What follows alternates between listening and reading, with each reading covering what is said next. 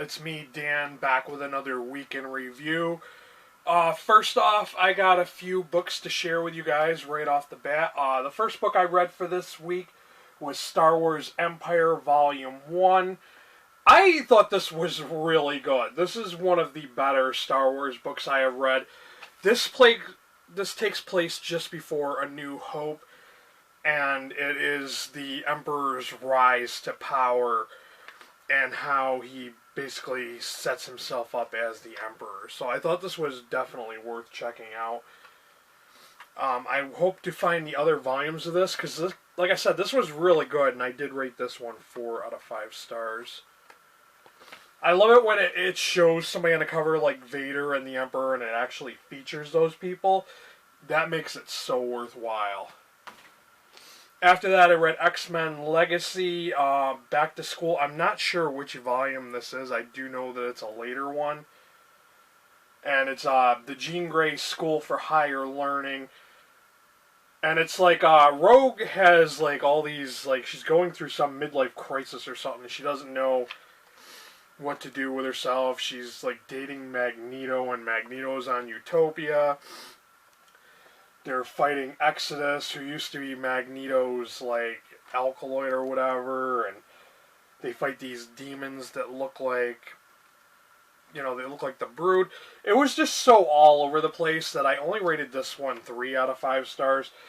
It was enjoyable, but it was just a little too all over the place for me. Like, I didn't understand. There was no cohesion with the story, so it is what it is. Okay, after that, I read All-Star Superman Volume 2, and this completes out that storyline of the last book. I think I read it like a month ago.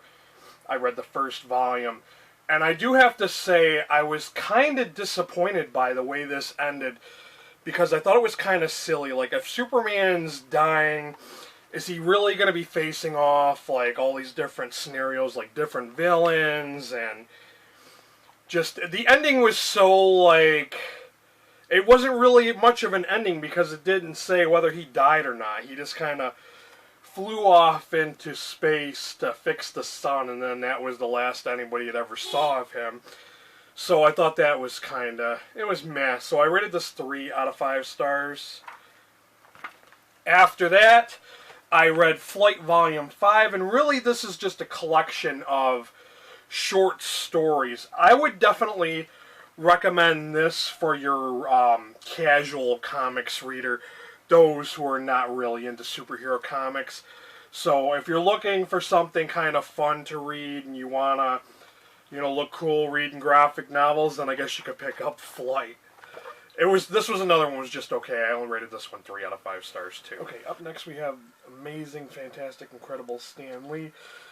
This is a graphic novelization form of his biography, and I have to say that this is the better way to read a biography about a comics creator.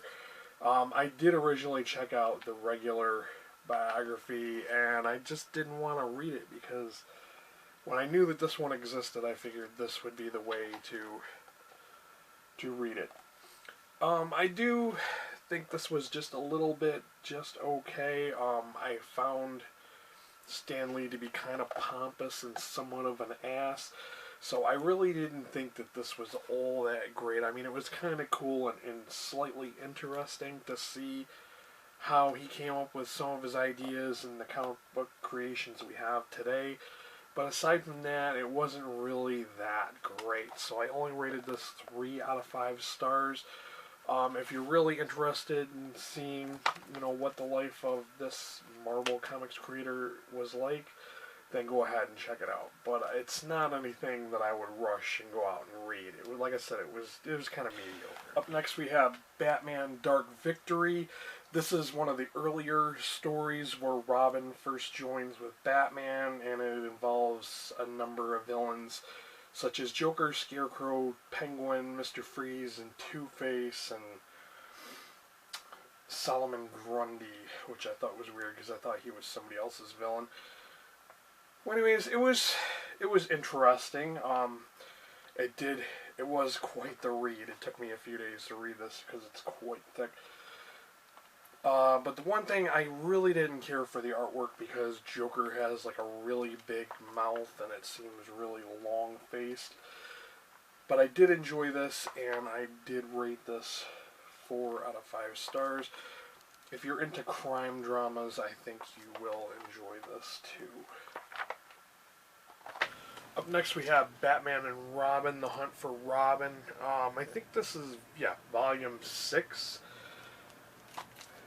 Okay, so of course, if you've been following the Batman New 52 series, you know that Damian Wayne, who is current Robin, was killed, and Bruce Wayne had buried him and his mother, Talia al Ghul.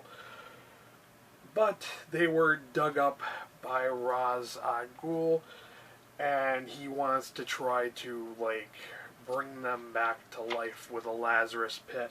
And Batman's not having any of that, so he's going all over the world trying to get their bodies back.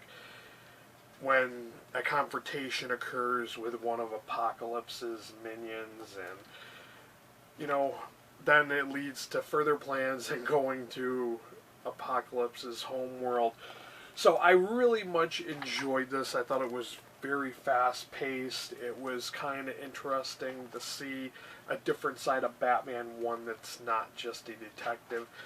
So I thought this was kind of cool, and I did rate this 4 out of 5 stars. If you're a Batman fan, I think you'll definitely like this. Check this one out.